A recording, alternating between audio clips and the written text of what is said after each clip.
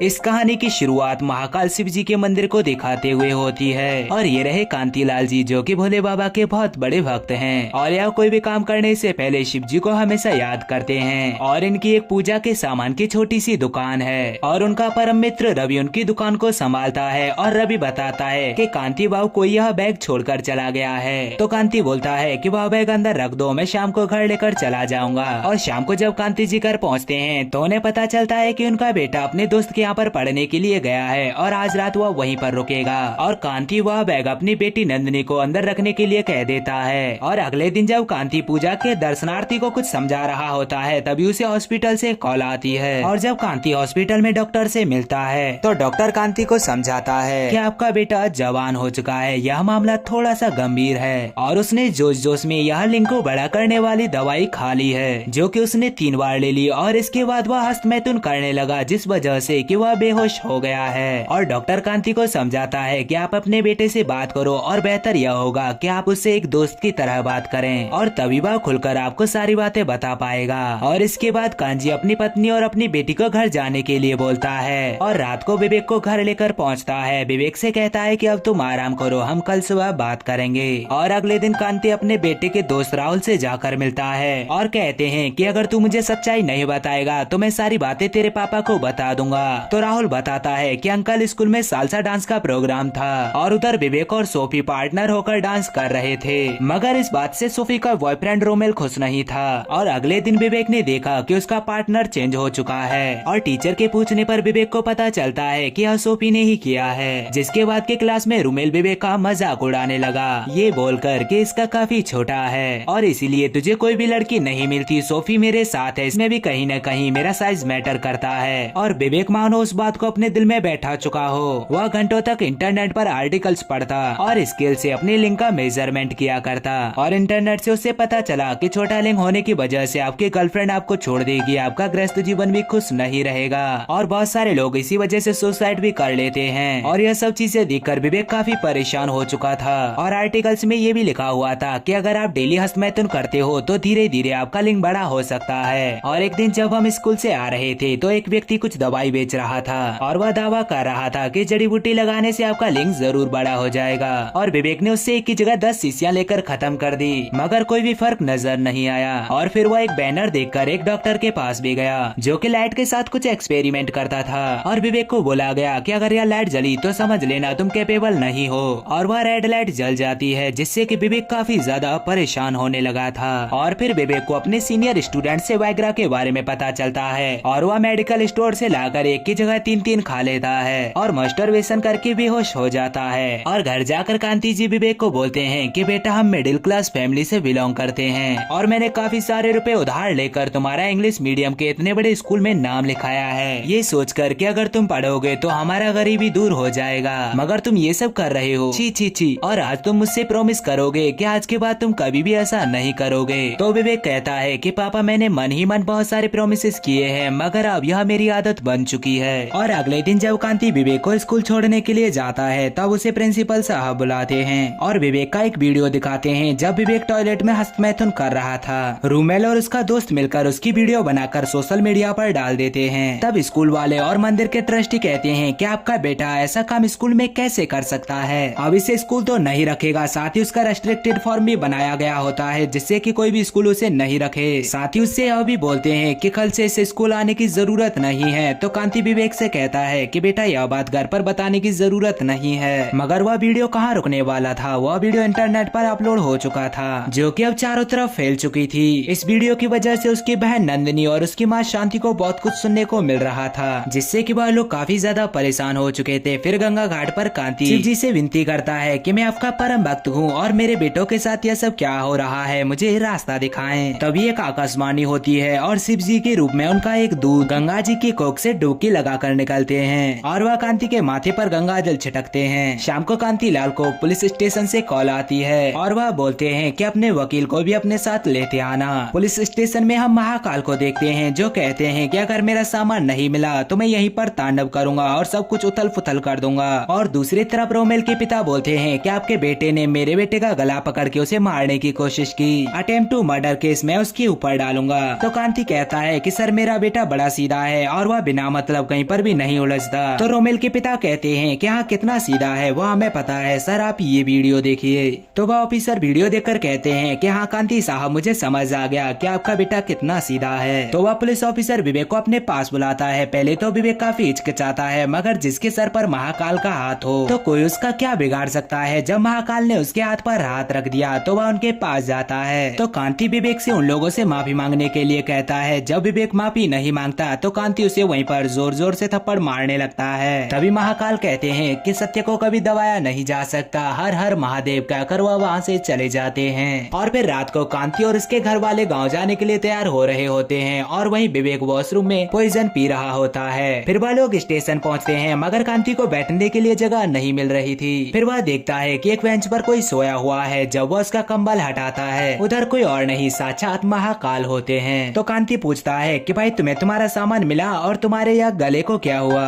तो महाकाल बोलते हैं कि भक्तों के विष पीते पीते मेरा गला भी काला पड़ गया। दरअसल जो पॉइजन विवेक ने पिया था वह महाकाल में समा गया। तो महाकाल पूछते हैं कि तुम्हारा बेटा कैसा है। तो कांति कहता है कि यह तो ये रहा, मगर वहाँ पर विवेक नहीं होता। और जब उसे इधर उधर घूमते हुए कांति भटकता है तो रेलवे ट्रैक पर उसे विवेक दिखाई देता है। ट्रेन विवेक की तरफ आ रहा होता है और कांति अपने बेटे विवेक को बचाने के लिए भाग रहा होता है और ट्रेन वहाँ से चली जाती है। तो कांति समझ लेता है कि उसका बेटा मर गया, मगर जिसके ऊपर महाकाल का हाथ हो उसका काल भी कुछ नहीं बिगाड़ पाता। उसको महाकाल ने बचा लिया था। फिर कांति महाकाल को सारी बातें बताता है। वह तो अंतर्यामी है, अपने भक्तों की पीड़ा को वह अच्छे तरीके से जानते हैं। और वह कांति से पूछते हैं क्या तुम्हारे गाँव जाने से तुम्हारी इस पीड़ा का समाधान हो जाएगा। मोबाइल फोन तो उधर भी होंगे, वीडियोस को तो लोग वहाँ पर भी देखेंगे। और वह कहते हैं कि कांति पहले सोचो क्या विवेक ने जो भी किया वह गलत था, क्या वह सच में कोई अपराध है, अपराध है तो क्यों और नहीं है तो क्यों नहीं। पहले खुद के मन को टटोलो और तुम्हें तुम्हारा जवाब जरूर मिलेगा। जो कि मानव जीवन का सत्य है उसे तुम अश्लील बोल रहे हो। तो कांति कहता है कि हाँ प्रभु मैं हार गया, अब मुझे आप ही बताओ कि मैं क्या करूँ। क्या मैं अब कोर्ट में जाऊँ, लोगों के खिलाफ केस करूँ, सिस्टम के खिलाफ केस करूँ या स्कूल के खिलाफ केस करूँ जिन्होंने की बिना सोचे समझे मेरे बेटे को स्कूल से निकाल दिया। तो महाकाल कहते हैं कि मेरा काम सिर्फ रास्ता दिखाना है, चलना तुम्हें है, हर हर महादेव कहते हुए वह वहाँ से चले जाते हैं। फिर कांति रेलवे ट्रैक पर ही बैठकर कुछ देर सोचता है, जिसके बाद कि वो अपने बेटे विवेक के पास जाकर उसे माफी मांगता है और कहते हैं कि बेटा अब हम कहीं भी नहीं जाएंगे, हम इसके खिलाफ लड़ेंगे। और फिर अगले दिन गंगा जी को प्रणाम करके वो अपने वकील दोस्त के साथ उस दुकानदार पर, उस चूरन वाले पर और अपने स्कूल पर कंप्लेन कर देता है। और जब वह नोटिस भिजवा रहा था तो एक नोटिस वह खुद को भी भिजवाता है अच्छे पिता न बनने के लिए। फिर हम कोर्ट रूम में सारे आरोपी और कांतिलाल को देखते हैं और जज साहब बोलते हैं यह क्या है, यह कोई मजाक चल रहा है, तुम खुद के ऊपर भी केस कर रहे हो। तो कांति का वकील कहता है कि मेरे क्लाइंट के बच्चे के हरेसमेंट में यह सभी लोग जिम्मेदार हैं और इसका सबसे ज्यादा जिम्मेदार स्कूल है, स्कूल को माफी मांगनी होगी। साथ ही भोले बाबा पर 101 रुपए चढ़ाकर विवेक को फिर से एडमिशन देना होगा।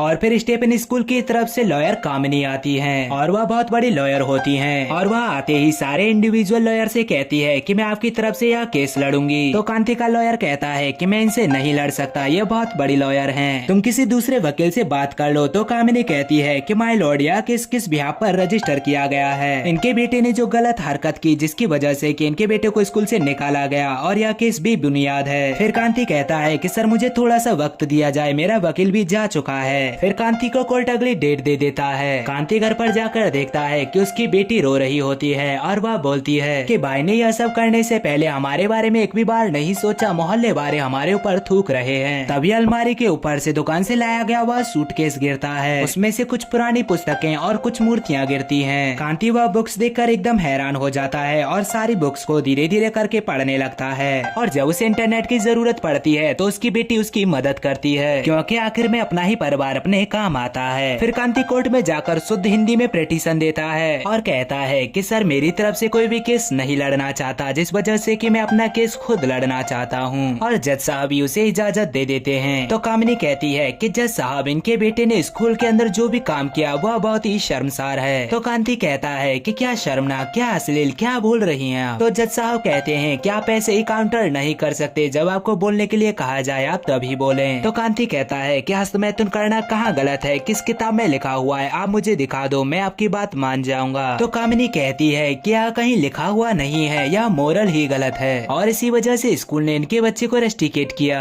और अब यह गुस्सा स्कूल पर निकाल रहे हैं अपने बच्चे को इनोसेंट बताकर। तो कांति कहता है कि सर यह गलत कह रही हैं, मेरे बेटे ने जो भी किया अज्ञानता, जिज्ञासा और बहकावे में आकर किया। अगर स्कूल वाले ऐसी शिक्षा स्कूल में दे देते तो मेरे बेटे का ना तो यह वीडियो बनता और ना ही वह उसका फायदा उठा पाते। तो यह सारी स्कूल की गलती है। उन्होंने पढ़ाई तो बहुत कराई मगर सेक्स एजुकेशन के बारे में कुछ भी नहीं बताया। तो कामनी कहती है कि यह कोई भी स्कूल नहीं पढ़ाता, ऐसा कोई सिलेबस ही नहीं होता जहाँ पर सेक्सुअल एजुकेशन के बारे में बात की जाए। तभी कांति अपने बैग से एक पंचतंत्र की किताब निकालता है जो कि काफी पुरानी थी, जिस पर कि इंडियन हिस्ट्री लिखा हुआ था, जिसमें कि विज्ञान धर्म शास्त्र के साथ साथ काम शास्त्र के बारे में भी बताया गया है। तो कांति कहता है कि जज साहब यह कैसे कह सकती हैं कि किसी भी किताब में नहीं पढ़ाया गया है। फिर वह कामसूत्र और गर्ग संहिता की भी किताब दिखाते हैं जो कि बहुत बड़े बड़े ज्ञानियों ने लिखी होती हैं। फिर वह बहुत सारे फोटोज भी दिखाते हैं जिसमें कि अजंता, पुरी जगन्नाथ, इसके साथ साथ बहुत सारे मंदिरों के भी फोटोज होते हैं जिनकी दीवारों पर कामसूत्र से प्रेरित होकर बहुत सारी नकाशे बनाई गई होती हैं। तो कामनी कहती है कि यह सब बेफिजूल की चीजें हैं, इसके लिए तुमसे स्कूल माफी नहीं मांगेगा। तो जज साहब कहते हैं कि वो तो मैं देखूंगा ना। तो वह कांति से कहते हैं कि तुम्हारी बात में दम है, हम आपका केस रजिस्टर करते हैं। फिर अगले दिन मंदिर के पुजारी कांति के घर पर आकर कांति को सुनाते हैं कि ऐसे परिवार से मंदिर का कोई भी वास्ता नहीं है। और इसके बाद कोर्ट में जज साहब अपनी सेल्फी ले रहे होते हैं क्योंकि इससे पहले उन्होंने इतनी भीड़ कभी भी नहीं देखी थी।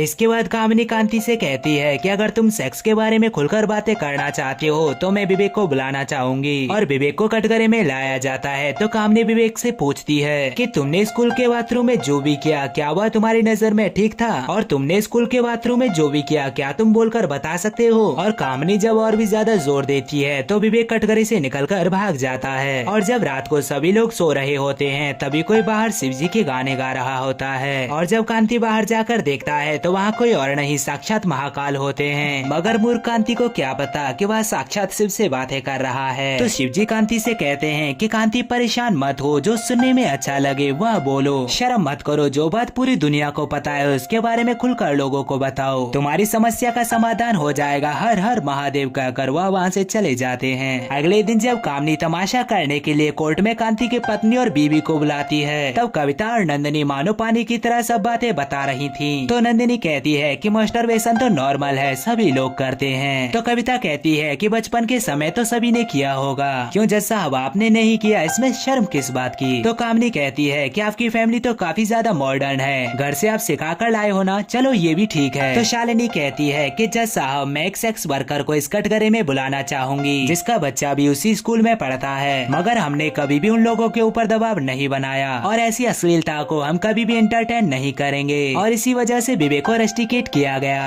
तो कांति कहता है कि सर क्या मैं इनसे कुछ पूछ सकता हूँ। और जज साहब की परमिशन के बाद वह पूछता है कि आपको यह काम किसने सिखाया। मुझको यह काम मेरी बहन ने सिखाया और मैं भी उनको उनकी बड़ी बहन ने सिखाया होगा। तो वह हाँ बोलती है। तो कांति उन्हें 2 मूर्तियाँ दिखाकर बोलता है क्या तुम्हें ऐसे सेक्सुअल पोजेस आते हैं। तो वह सेक्स वर्कर कहती है हाँ यह सब मुझे सिखाया गया है। तो कांति पूछता है तुम जिन लोगों के साथ सेक्स करती हो क्या तुम्हें मजा आता है। तो वह सेक्स वर्कर फ्रस्ट्रेटेड होकर कहती है कि मुझे मजा नहीं आता सर, सभी लोग फ्रस्ट्रेटेड होकर आते हैं, कोई शरीर की भूख मिटाने के लिए आता है तो कोई मारता पीटता है तो कोई आकर रोता है, उन्हें पता ही नहीं कि एक लड़की खुश कैसे होती है। तो कांति कहता है कि आप क्या चाहेंगी कि आपका बच्चा भी ऐसे ही बने कि वह किसी लड़की के मन को ना पढ़ पाए। ये सब चीजें तो आप उसे नहीं सिखा सकती, तो उसे यह सब चीजें कौन सिखाएगा, स्कूल सिखाएगा। तो इस बात पर सेक्स वर्कर भी एग्री करती है। तो कांति कहता है point be noted my Lord. और जज साहब अगर मेरे बेटे को भी ऐसे समझाया गया होता तो यह नौबत ही नहीं आती। फिर कांति मेडिकल वाले, उस बल्ब वाले और उस औषधि वाले तीनों को कोर्ट के कटघरे में बुलाते हैं। वो लोग ढोंगी निकलते हैं और वह खुद एग्री करते हैं कोई भी पिल या कोई भी चूर्ण खाने से आपका लिंग बड़ा नहीं हो सकता, हम बस लोगों को झूठी आशा बेचते हैं। तो कांति स्कूल का किताब दिखाते हुए बोलता है कि देखिए सर मेंढकों का रिप्रोडक्शन, इसके साथ साथ एक गाय एक बछड़े को दूध पिला रही है, इनका फोटो यहाँ है मगर इनको जो पढ़ रहे हैं वह इंसान है, उनका फोटोज कहाँ है। तो कामनी कहती है कि ऐसा पॉसिबल नहीं है, बोलना जितना आसान है इम्प्लीमेंट करना उतना ही मुश्किल, और ये बार बार ये कोशिश कर रहे हैं कि स्कूल की पूरी गलती है और इनके बेटे का दोबारा से एडमिशन कर लिया जाए और स्कूल गिल्टी फील करे। फिर कांति मंदिर जाता है और माथा टेकता है। तो महाकाल उसे साक्षात दर्शन देते हुए कहते हैं कि तुम हमारे भक्त हो, तुम चिंता मत करो, ये लोग कचौड़ी खाओ और पेपर को अच्छे से पढ़ना।